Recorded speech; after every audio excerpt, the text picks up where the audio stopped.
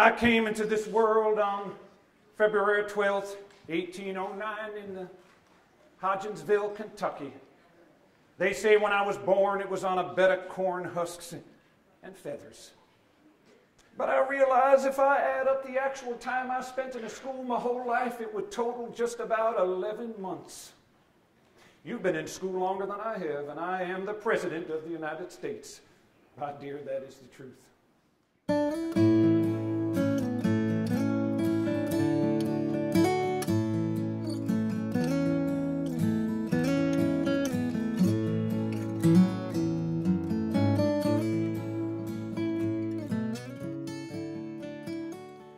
One day I walked down an alleyway and I saw a poster tacked on a wall. It said, "For sale." What are they selling? For sale, 4 likely children and 1 like children.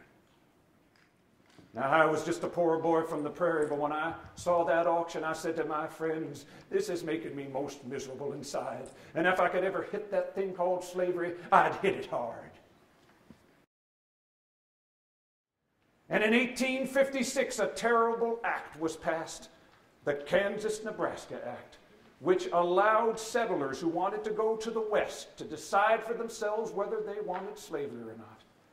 When I saw that slavery could now spread to the West, this angered me so that I continued to make speeches to whoever would listen. A house divided against itself cannot stand. I believe this government cannot endure permanently half slave and half free.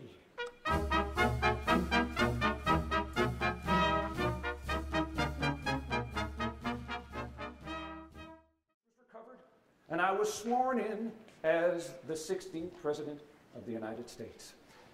But just 1 month later, on April 12th, 1861, rebel cannons fired on Union supply ships at Fort Sumter, South Carolina, and the rebellion had begun. And by the virtue of the power, and for the purpose aforesaid, I do order and declare that all persons held as slaves within said designated states and parts of states are, and henceforward shall be free.